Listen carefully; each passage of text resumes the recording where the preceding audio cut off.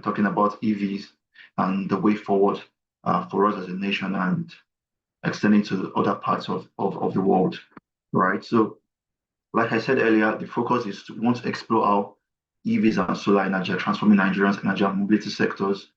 And the key areas are transport, electrification, renewable energy integration, and local innovation and policy support, right? And that's why we're very happy that we have Ms. Amola here with us, because she's someone that will really be able to speak to this more, right? So just a brief background on energy transition, right? So I'm very sure most of us would have seen charts like this talking about various contributions of various sectors towards greenhouse gas emissions.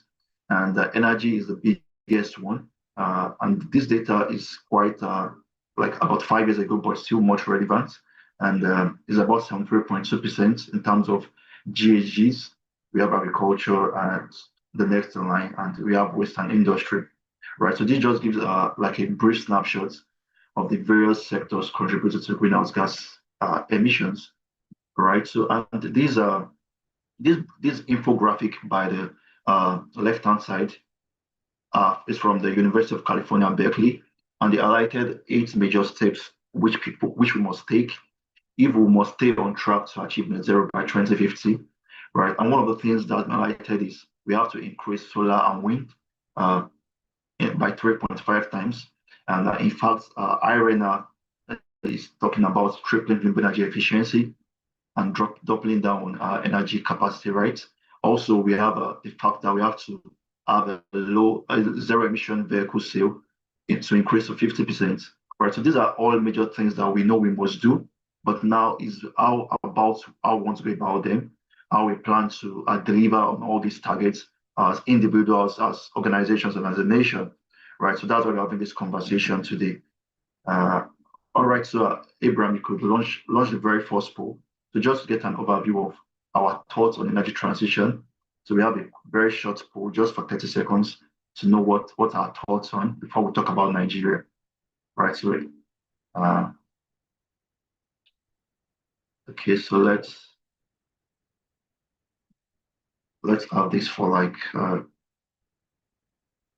20 more seconds. So just want to know your thought.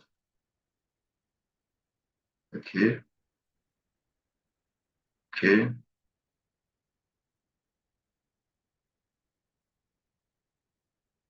Okay.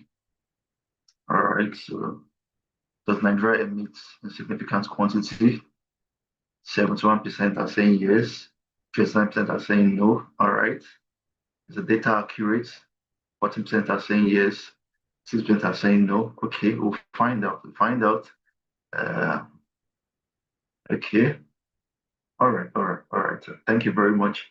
It's just good to know our thoughts before I keep on talking. So I think it's very good. So thank you, Abraham. So just let me continue. So this is Nigeria, and Nigeria has an energy transition plan. I just wanted to be sure we understand what we're talking about, right? And I can see a lot of us are very well inclined into what we're talking about. So Nigeria has a very well robust energy transition plan, and it was launched in 2022, but was prepared by McKinsey. That was in 2021, and I know REAN were a very major key player in development of this document. And one of the major things that was highlighted in these reports is that for Nigeria to achieve sustainable future, we must address our GHG emissions. And just like I said, this data is 2020, probably there's an updated one that will be available very soon. And it showed that we are contributing 65% from energy consumption and industrial processes, which amounts to 275 megatons of CO2, right? So, and you can see the industries like cement, high emitters, and yeah, you could just do well to check the report. But my major highlight from here is that we are also a major contributor of emissions, and we have developed a plan to address it. And from the modeling strategies on the documents, we had 3 scenarios, which is business as usual. We also had the NDC framework, and we had a net zero 2050 plan, right? So these are the 3 frameworks that we are trying to work with. So just to be clear, NDC means nationally determined contributions. And in fact, we're part of a recent meeting in March here in Lagos, Nigeria, talking about how we could develop solutions towards a sustainable future, right? So diving deeper, we looked at electricity generation. If you read through the report, you see that electricity generation is one area which we are trying to address towards a more sustainable future as a nation here in Nigeria. And we noticed that greater than 60% of Nigeria's electricity is off grid. That is, you have a lot of small generators, petrol generators, just like in your houses. You have diesel, you have petrol generators and the likes, right? So this is a major contributor to emission factor. And if we're going to address our emissions over in Nigeria, this is one major area that we must address, right? So, and this brings this for solar. I'm very sure you feel like, oh, solar is something that we already have in abundance over here, right? But we still have to increase the capacity, right? Because diesel has about 80% of our electricity generation capacity, and this is a very high contribution to greenhouse gas emissions, right? So we have to phase out our diesel generators and switch to cleaner sources like solar. And solar is one that's been highlighted. And in this document, this snapshot shows Nigeria's energy transition requires a solar-driven capacity increase at an unprecedented scale. So we have a lot of work to do to harness our solar infrastructure. And we must give credit to the government because we've seen a lot of solar assembly plants recently in Nigeria. I think like two have been launched and a lot more in the pipeline, going to about 120 megawatts and the likes, right? So it tells us something that we're actually taking practical steps in a very right direction, right? And also when we look at transportation, this is another area that we have to quickly dive into to solve our problems. We have 24% of our grid GHGs coming from internal combustible engines, that's your petrol and diesel vehicles, right? So 24% is a very, very significant number. And this also calls for us to have more electric vehicles in coming years. And that's why we're having this webinar, how we could fast track this journey to get to where we want to get to. So if we're talking about net zero scenario for Nigeria, it means that we must have cleaner vehicles, right? We must have vehicles that do not affect the environment, right? So before I continue, probably Abraham could launch the second poll so that we are very sure we are following the conversation. So Abraham could launch the second poll. Okay. So for those people that said we don't have data, so we have these three questions for you. No, is it the second question or the third? Maybe you move to the third one. Move to the third one. I think this is not the right poll. Okay, move to the third one. This one is similar to the first one. So Abraham, move to the third poll. Okay, yeah, I think this is the third poll. So let's respond to this. The first one says, how soon can we achieve net zero as a country?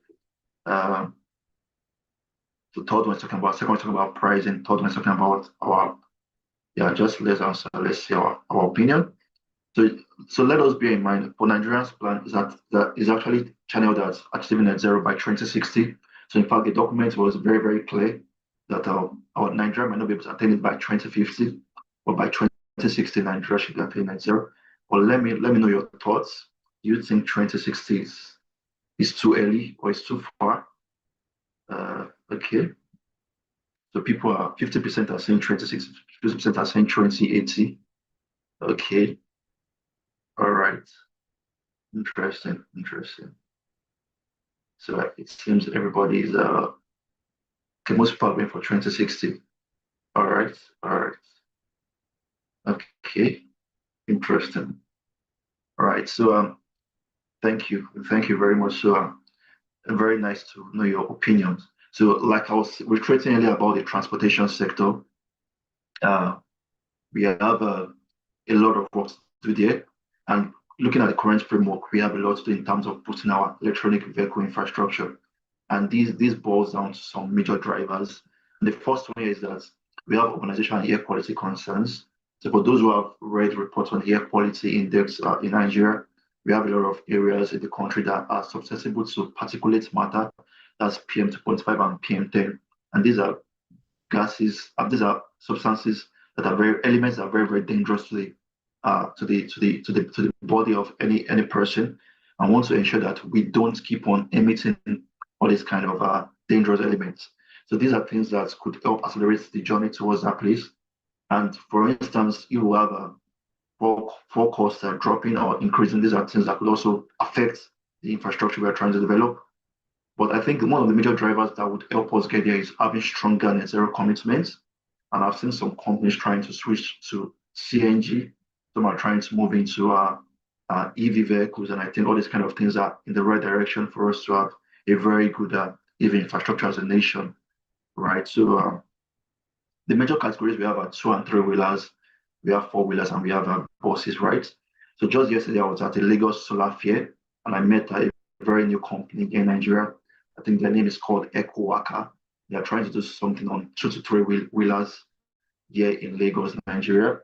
And I was just trying to have a conversation with him, and he said that, for instance, a 3-wheeler goes for around 4.8 million naira, right? So these are, we call them Korope or Marua over in Nigeria, Keke Napep, right? So that's 4.8 million naira, and I know that's quite high, but all these kind of issues are prevalent at the early stage. But we have to start a large initiative around this to help us get there.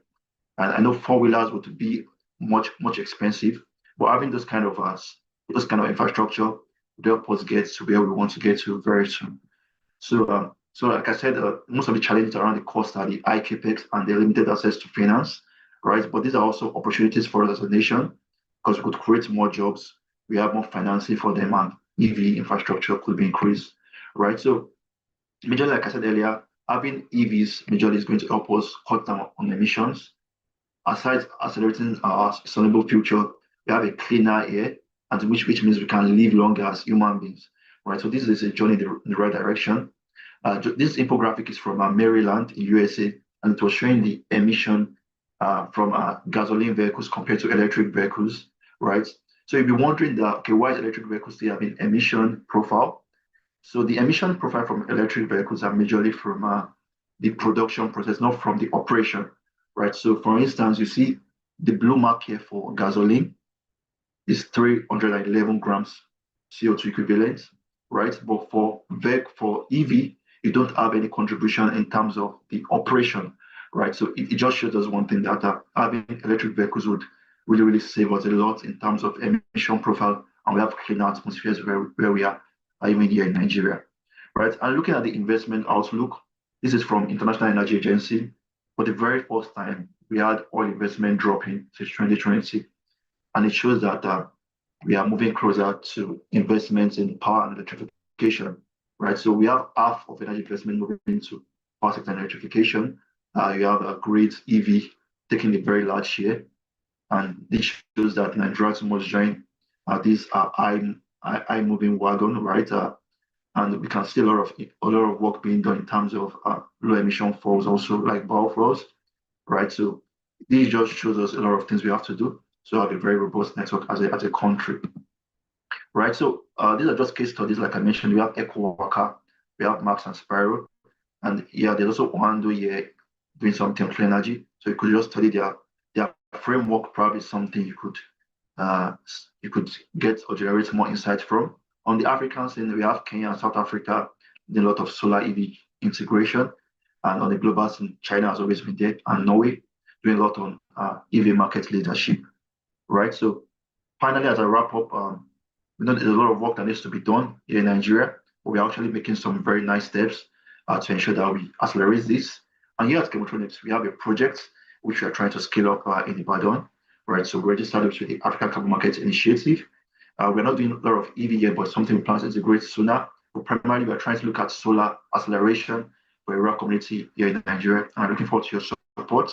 Really wish we can partner with people that want to accelerate energy solutions in Africa. We believe this is going to transform the community significantly, and we strongly need your support to get there, right? So you could request for this information letter, and we'll share it with you for you to read more about what we are trying to do, because we believe a lot in grassroots impact, and we believe that we must take a lot of steps to help create a safer and cleaner future for our children, right? So the way forward, we have to do a lot more in local EV assembly and battery recycling. Yeah, a lot of this is currently being done, but we can make it much more better. Also, in terms of solar mini microgrids for EV charging, this is something that is very crucial for us here in Nigeria. And obviously, policy must help this more. And I think carbon credits integration really help this. The last time I checked, EV vehicles are not really having high prices in the carbon credits market. But I believe with much more documentation and much more frameworks available, we can have higher pricing for EV vehicles in the carbon market space. And obviously, research is very important. We have to keep on innovating.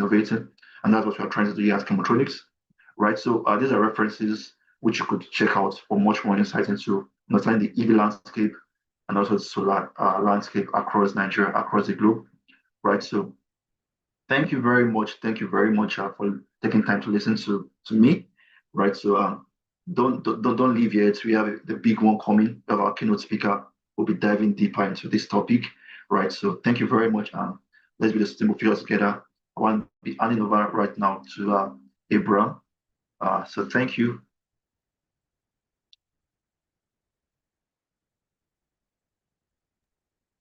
Thank you. Thank you. All right, that was really a very insightful session from moderator, the co-founder, Chemotronics Limited. Give us a perspective into FK's energy transition journey, and told us about the energy transition plan in book for Nigeria. I believe that you are getting insights. So we have the keynote speaker talking, coming up to speak to us now. All right. So Damilola Adeleye is the COO of Ashdam and is the Vice President of Renewable Energy Association of Nigeria. He's a renewable energy entrepreneur with over 16 years experience. Damilola is the Vice President of the Renewable Energy Association of Nigeria. He's also the Chief Operating Officer and a co-founder of Ashdam Solar Company Limited, social enterprise focused on solving energy poverty in Nigeria through providing access to clean energy and also renewable energy capacity building. Damilola also serves as the founder and executive director of the Girls and Women Technological Empowerment Organization, GWTEO.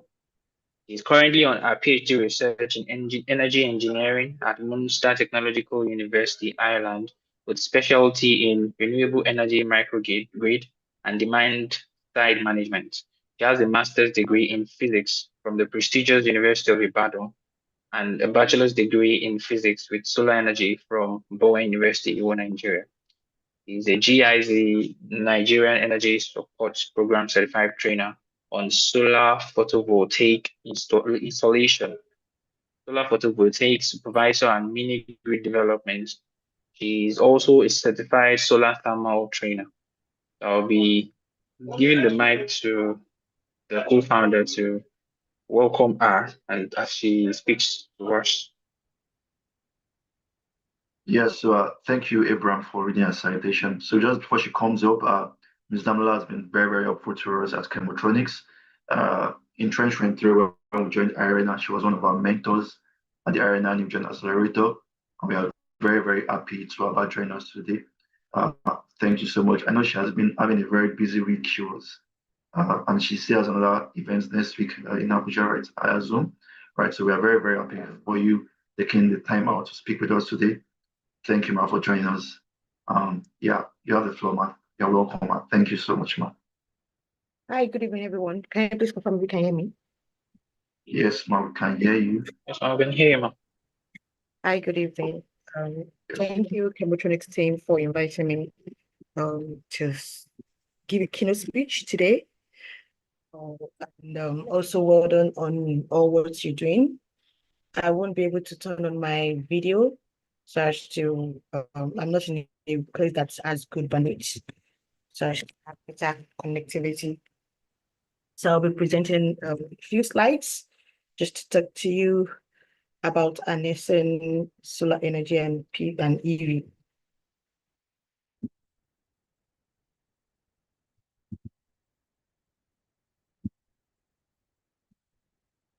Can you please confirm if you can see my slides? Yes, I can see. Okay.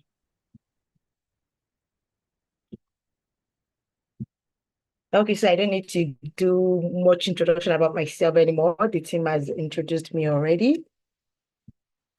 And I'm going to be talking through harnessing solar and electric vehicles for inclusive growth. So EV, I would say, is the new money in town, is the new energy money in town. And there is a whole lot of opportunities in EV. And it also comes with a lot of impacts. And my philosophy is, while we are thinking of impacts, always also think about the sustainability, which comes with the revenue that is being generated, because sustainability has to come with revenue. And that's why I said EV is like the new money, and we really need to start looking into it, start coming up with more innovative ideas, more innovative startups as regards to EVs in Nigeria, Africa, and globally.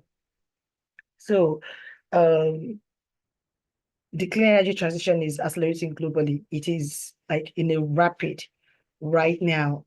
I saw a post on sustainable energy for all page, like, was it yesterday or 2 days ago?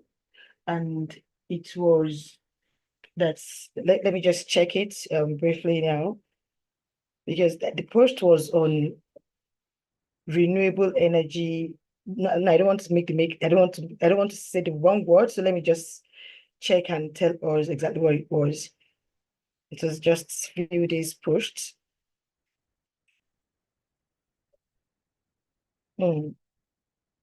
Now I can see it. Apologies, but I believe I'll see before the end of this session, and I'll be able to talk more about it. But it's actually about, just a minute. Okay, now I see it now. So renewable energy has overtaken coal as the world's leading source of electricity.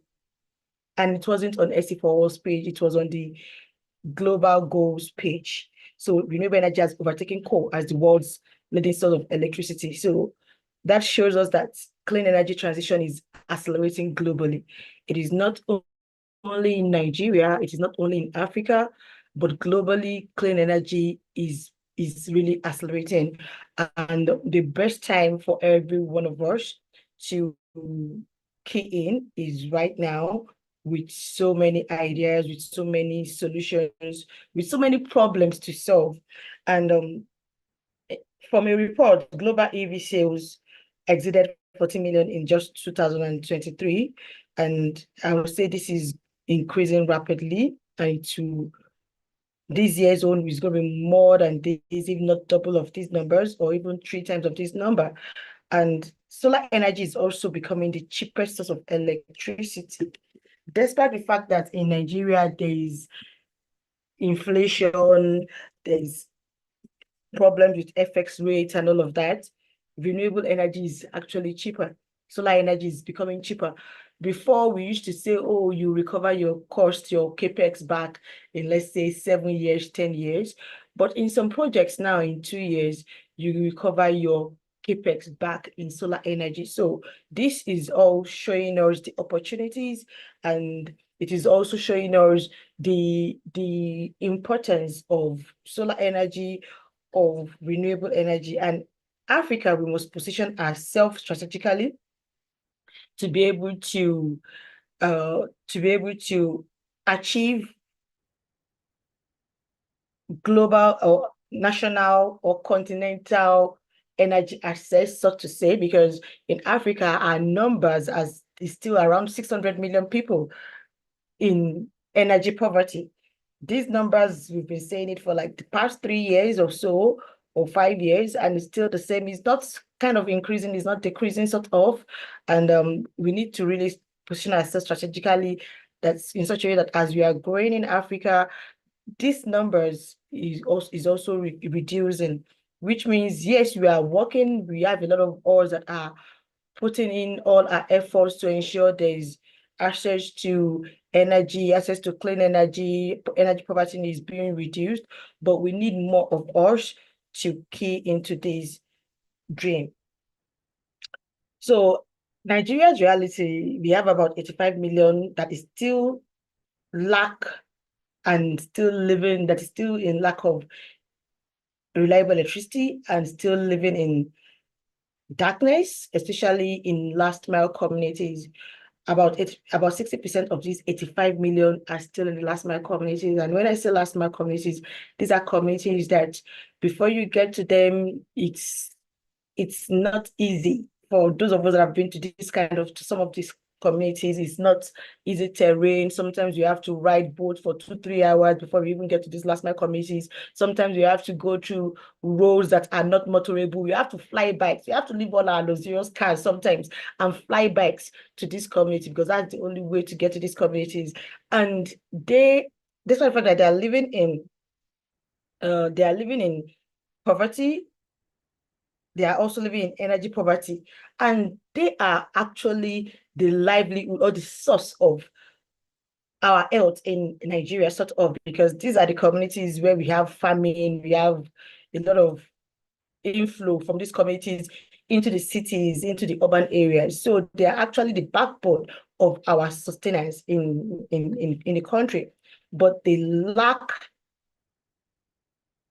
their rights to energy access, because energy access is not a luxury, it's a right. They lack the right to it.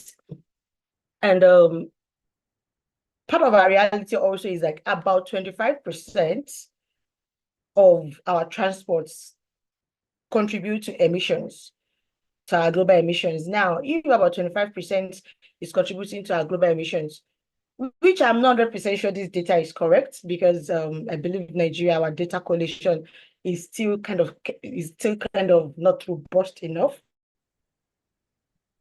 Okay, so I was talking about the opportunities that EV also brings, and solar and EV, they can bridge access and affordability gaps when it comes to affordability of renewable energy. When we match both together, and even affordability of transportation, when we match both renewable energy, solar specifically, with EVs, it could bridge the accessibility, affordability gaps that we could have. So, what does inclusive growth means? Today's topic has something to do with inclusive growth. So, what does inclusive growth means? It means energy for all. It means jobs for all. It means affordability. It means reliable energy. It means inclusion of women and youth. It also means impact through green jobs and government. And I want to emphasize on inclusivity, meaning in women and youths, not just separating or just access for just particular set of people in the community. And it even includes having people that people with disability also included. So inclusivity means everyone must be included in this, our journey of access to energy, access to EVs, access to so many things. Everybody must be included, and no one should be left behind, because most times these people that are left behind, they're actually those that this poverty actually affects mostly. Let's say like the energy poverty. Energy poverty actually affects women more than others, because it's the women that are the energy managers, it's the women that has to be using firewood to cook, it's the women that controls the kind of energy that even the children will use at home. So everybody must be included when it comes to inclusivity of and growth. Now, what's the intersection between solar and EVs? So EV needs clean energy for affordable charging. So because if we have an electric vehicle and our source of charging it is expensive, or more than the cost of using fossil fuel, or even if it is expensive in the sense that the kind of energy we are using to charge it is also a dirty energy, then what's the point? But when there is clean energy that is also now affordable, as you can see, solar is now more affordable, and it's now cheaper, then the EVs make more sense. Solar provides distributed renewable energy. And that means we can distributed and decentralized also, decentralized renewable energy. So that means wherever our EVs are, solar can easily go hand in hand with it. We have EVs that electric vehicles that have solar cells on top of them. We have electric two-wheelers that also have solar cells on top of them. And then we can also have a charging station whereby all the EV vehicles, all the EVs could come to a particular state, a particular place and charge up the energy storage before going back to the road. So solar just makes the EVs to be more achievable through this decentralized systems, and it also makes it to be more affordable in such a way. And together, both EVs and solar can create a very, very sustainable energy ecosystem because they really work hand in hand and they both solve multiple problems, especially when they are brought together. So there are several ways that we could integrate solar and EV to form an infrastructure. Example is solar mini grids for EV charging.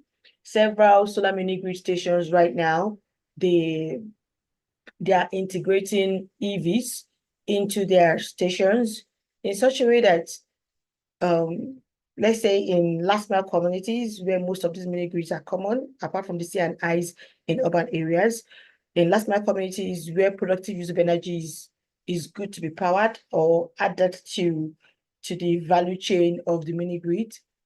There are instances whereby renewable energy developers are now integrating solar in such a way that instead of the communities relying on fuel motorcycle, then the developers could supply two-wheelers into their energy models. And with that, they can charge the two-wheelers, and people in the community could actually use these for transportation to their farms, which makes the solar mini grids to be a more viable project, and also solving transportation costs for the community dwellers.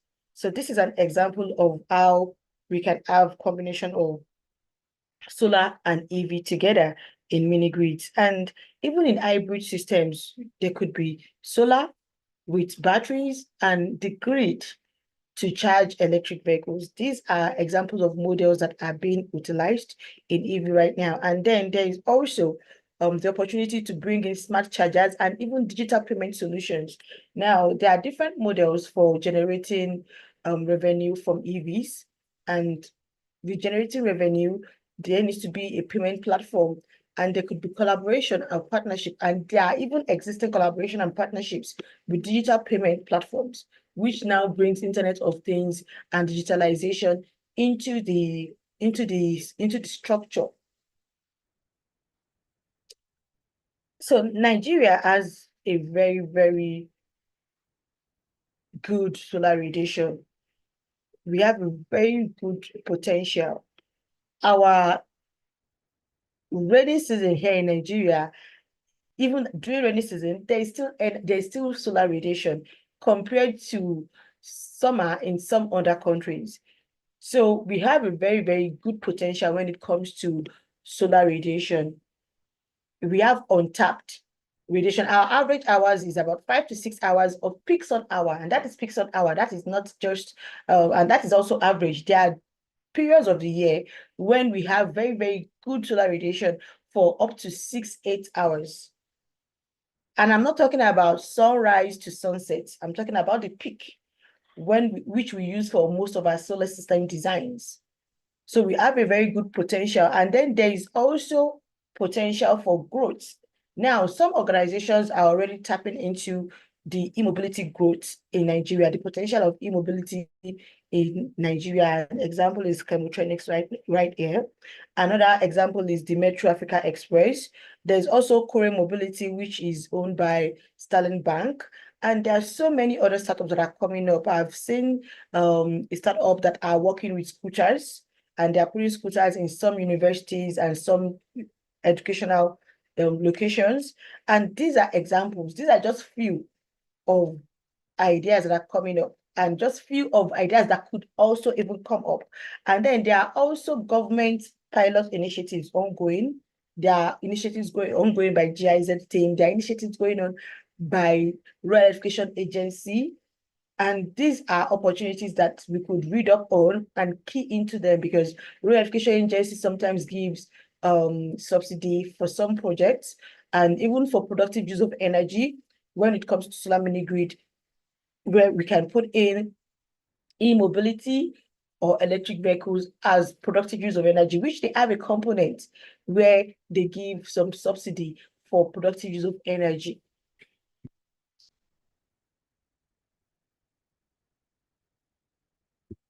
So now, what are the economic and social benefits of solar and EVs? It creates jobs, it saves money, it has cleaner air. Like when we use electric vehicles, or when we use electricity for our mobility, then we don't need to rely on fossil fuel, which means we can reduce our emissions drastically. Then it could also support local manufacturing.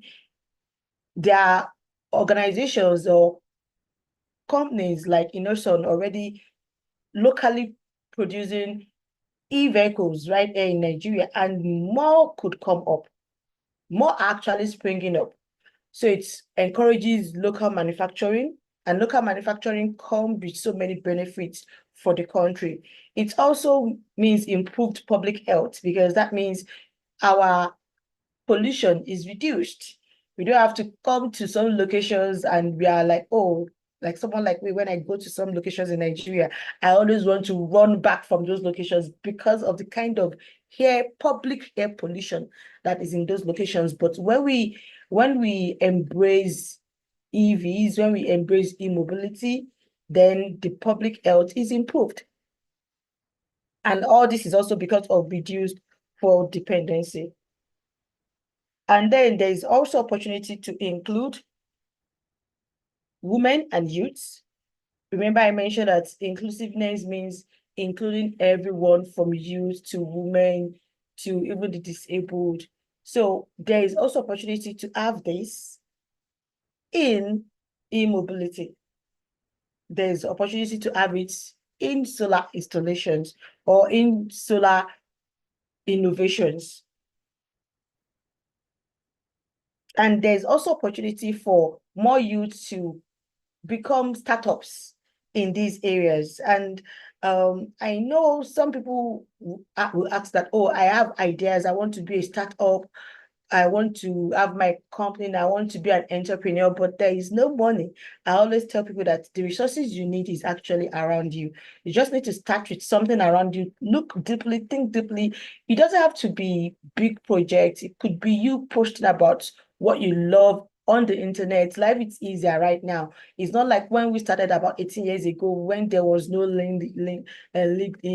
Yes, Facebook was about starting there about then, but now opportunities are everywhere, that you don't even need to have money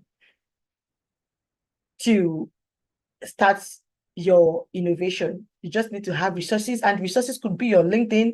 It could be someone that knows someone that you just say someone to, because this person is seeing what you've been posting, and these are resources readily available to everyone.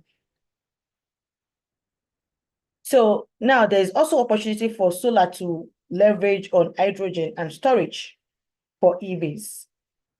That is an opportunity, because hydrogen is also a new kind of energy that is upcoming, and it has a whole lot of potentials, and it could be connected with solar energy and EV and e-mobility. And there could be solar powered electrolysis for green hydrogen. There could be hybrid systems to stabilize power supply, and there's also the potential for every transport and industry carbonizations. Like hydrogen could be used for fleets, for ships, and even for flights. So these are opportunities that are right there. And then there is also opportunity for carbon credit and green financing, because Peace also mentioned about green financing and carbon credit in his presentation. And this is a very, very great opportunity for EVs and solar. I was at a launch of a carbon credit platform recently this week, and these are things that Africa, Nigeria and Africa should be looking at right now. We've not really tapped into the carbon credit and green financing aspect of solar and EVs. And we should really look into it, and there should be more innovative ideas coming up in these areas, because these are areas whereby we can actually subsidize or get financing for our EVs. Where we say capex is high for EVs and solar, but yes, there are ways that this could be subsidized through carbon credits. I've also spoken about local manufacturing opportunity. It encourages local assembly of solar panels, EVs, and chargers. There could be a lot of manufacturing right here in our own country. And then it also reduces import dependency and builds resilience in the nation. And then it also now opens up opportunity for collaborations and partnership. Collaborations across different organizations, partnerships across different organizations, such as Renewable Energy Association of Nigeria, such as the E-Mobility Association of Nigeria. There's also an association that is MPAN, right? They call it MPAN. So that's an association for e-mobility. So there's opportunities for collaborations among all of these associations. There's also opportunities to collaborate with DFIs and government organizations. There's opportunity to collaborate with banks that are already interested in e-mobility right now. And then there's also opportunity for research and innovation, because it's kind of a new form of energy in quotes, or a new form of industry in quotes. So there's more opportunity for research. There's more opportunity for innovation. Even industries that are not new, there's still opportunity for research and innovation, not to now talk of industry that are just upcoming. So there is that opportunity for us to dream out of the box and be innovative and do a whole lot of research in academia, for startups, for entrepreneurs. There's so many things that could be done in terms of research and innovation, from the kind of payment platform, to the kind of models that needs to be run for EVs or e-mobility. There are so many things, to even using AIs and Internet of Things to improve on existing innovations in the e-mobility sector.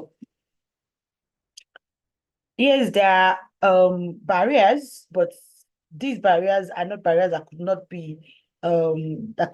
be worked on. So there is high cost, as I initially said, but yes, there are ways that high cost could be reduced. There's also the weak grid, there's the policy gaps also, and solutions are innovative financing, blended capital, public awareness. When we create more public awareness about EVs and e-mobilities, even the government will become more interested.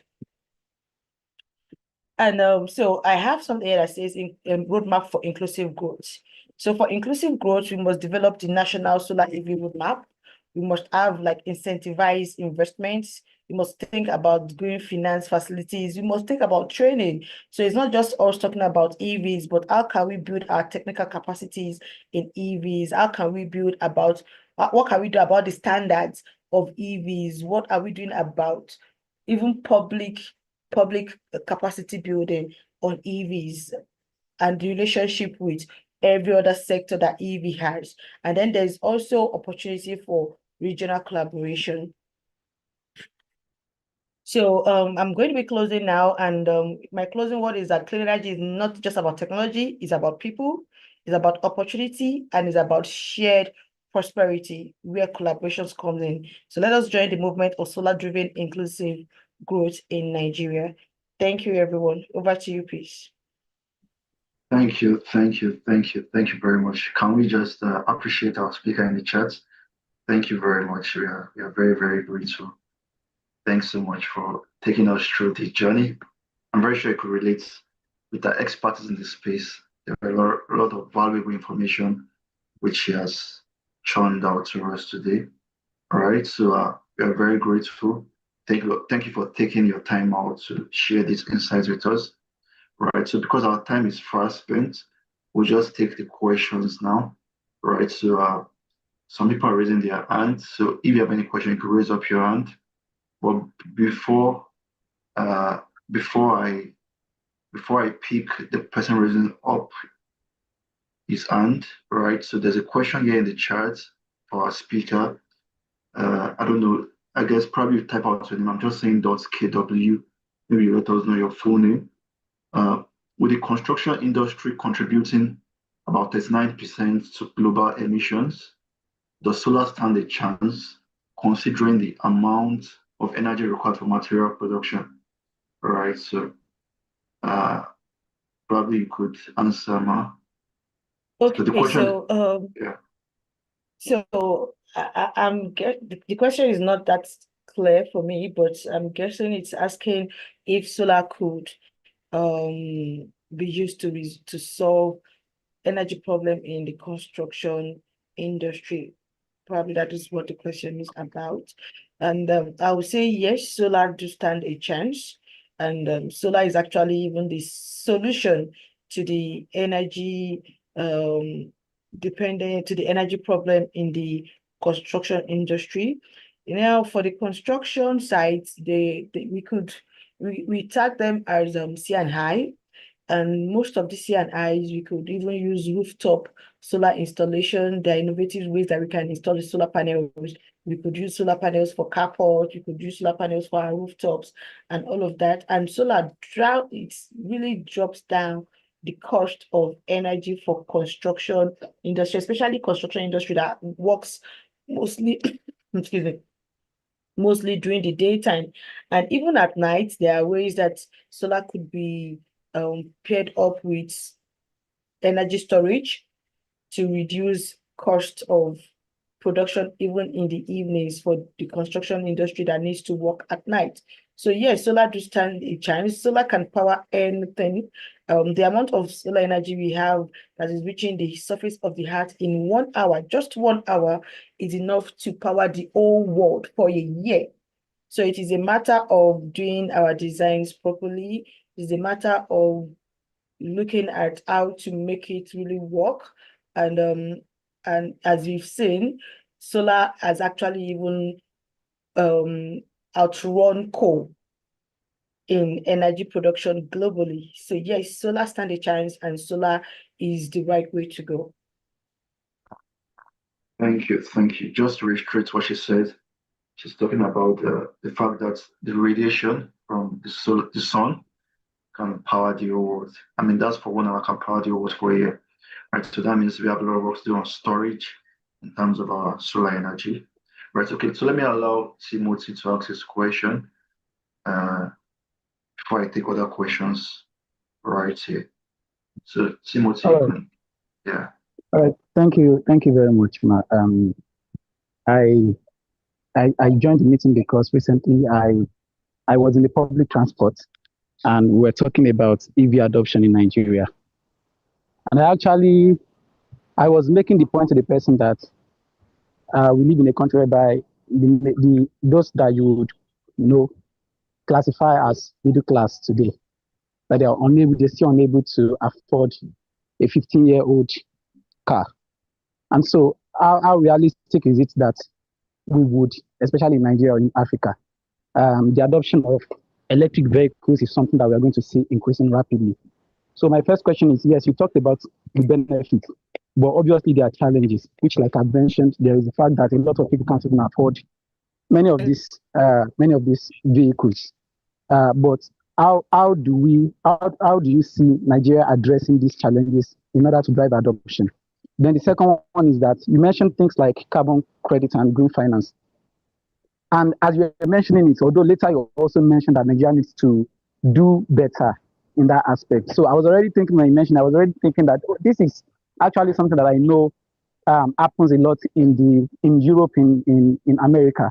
I know that I think for Tesla, they enjoy some tax credit from the government, things like that, the green finance and benefits regarding solar energy. So my second question would be that, you know, these benefits are not realistic in Nigeria. Yes, I mean, I think it is undisputable that we are seeing there are some benefits of solar energy, even in the little ways that we're already adopting in Nigeria. But yet, for people like yourself, your company, the incentive are not quite there, and also even for people like me or for any other, for the random person that wants to, adopt solar energy in what they do. It's really difficult to sell the benefits to them because you're not really seeing it. You're not seeing maybe the discount unless I want to get an EV. It's really difficult for me to see why I should get an EV over getting a normal internal combustion engine. So my question is, what do you think the government or even organizations like yours can do to ensure that the benefits are realistic and that people are much more willing to adopt, electric vehicles and solar energy? Thank you. Okay, so your first question, you were cut off and I was not able to get the first question clearly. So, but for the second question, what organizations like my organizations and organizations like Chemitronics and individuals like also private organizations can do. In my presentation, I spoke about attending a launch of a product during this week. And I'll tell you, this organization that launched this product was a private organization. And this launch was just for, is a carbon credit platform, verification platform. And these are innovations that we don't have, yes, government needs to step up the game. Government needs to do a whole lot. But we don't have to wait for the government for us to start being innovative. And for carbon credits, it is not the government that will give you the credits. There are global organizations that are going to buy your credit from you. There are global organizations that want to buy credit because they want to balance their carbon sheets. That is how carbon credit works. But for them to buy, they need to verify. There needs to be some baseline. And those are the things that we don't have right now in Nigeria. And that is what that particular organization is trying to solve, being able to verify installations that are being done by individuals like you, like me. So you put your solar installation on their platform, they are able to connect it to international organizations for verification by standard organization, standard credit carbon organizations globally. And then they are able to now put it in a voluntary market where people that are looking to buy carbon credits are now able to buy it and pay you for your solar system for offsetting carbon. So that is how it works in code. And these are what we can be more innovative about it. We can bring in more startups can start to think about how to solve these things, while we also start to create awareness with our governments, continue to push them, continue to engage them, which is part of what organizations like Renewable Energy Association of Nigeria also does. We engage governments, we engage them on policy making, we engage them on high level to be able to give the right enabling environment for renewable energies to grow in the country. So these are the things that we can do, but we don't have to wait for everything to be perfect. We need to start from somewhere, and we need to start from ourselves also before we are even saying, let us wait for the government or let us go to the government. If we don't do anything, the government will not even want to listen to us. But when they see what we are doing and we keep pushing, then the synergy will come as it goes. Please, I'll have to drop off the call now. But if there are more questions, you could send them to me, and I'll try my best to attend to them. All right. Yeah. Thanks so much. We are very grateful. Thanks so much for your time. Really appreciate you. All right. So just to support the question Timothy asked in terms of platform, right? Just let me share my screen.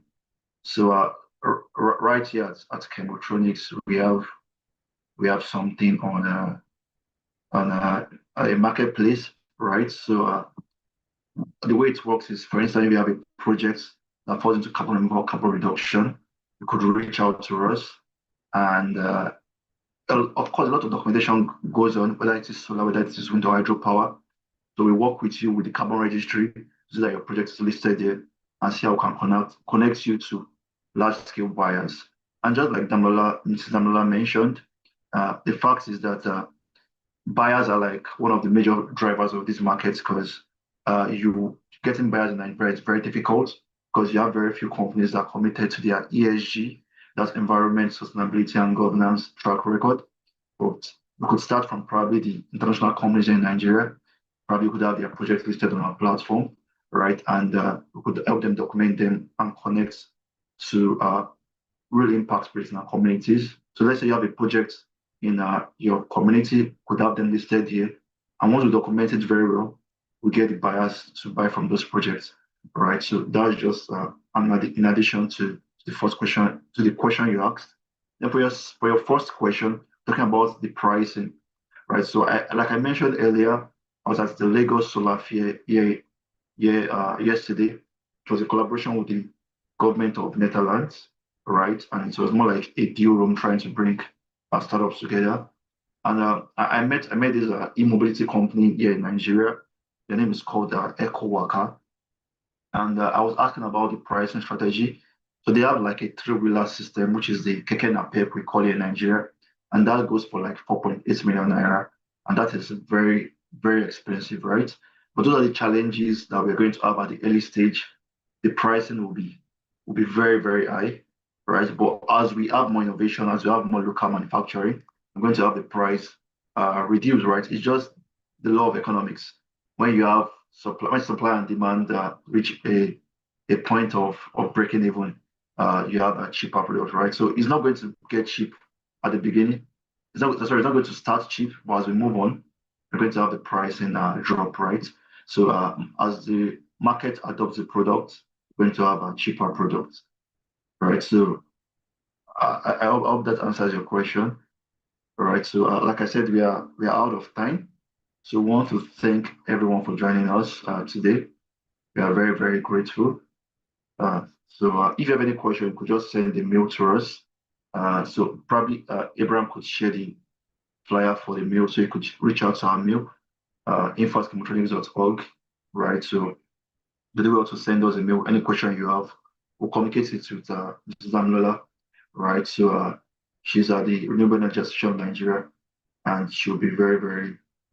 We'll try to tell her. Hopefully, she responds on time. So, like I said, she has a lot of engagement. So this coming week, we have the Nigeria Energy Innovation Forum in Abuja, right? So that's by the Royal Electrification Agency, right? So it's all about driving innovation in the Nigerian space, right? So you could also find a way to join either in person or virtually, right? So thank you once again. Thank you for joining us. On over to Bolu. So Bolu will help us close today's program, and looking forward to seeing you sometime very soon. So over to you, Bolu. Hi, everyone. We just want to say thank you so much. Just to confirm that I'm audible, right? Yeah, we can hear you, Bolu. Okay, awesome. So thank you so much, everyone, for who joined us today. Thank you to our amazing speaker, Mrs. Damilola, and thank you to Peace. And also a great thank you to every single participant who tuned in. It has indeed been an insightful session, and we hope you are leaving with fresh ideas, renewed inspiration, and a deeper understanding of the clean energy opportunities before us. At Chemotronics, we are not just talking about climate action. We are building it from carbon tracking tools to clean energy projects across Africa. We are committed to driving sustainable impact. And if you'd love to partner, invest, or collaborate with us on future projects, we would be more than happy to connect with you.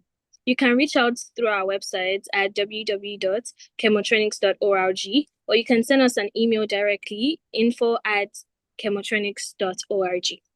Also, don't forget to follow us across all our social platforms, LinkedIn, Instagram, and X. Our names on those platforms is just Chemotronics. So you can follow us for more updates on our upcoming projects, events, the next webinar, and clean energy insights in general. And before we close, just a quick announcement is that we are currently offering renewable energy batteries for sale to support individuals and organizations transitioning from the kind of system that they have currently to cleaner power. If that sounds like something you would be interested in, or your company is interested in, please reach out to us after the session, or you can just send us a quick email to get started.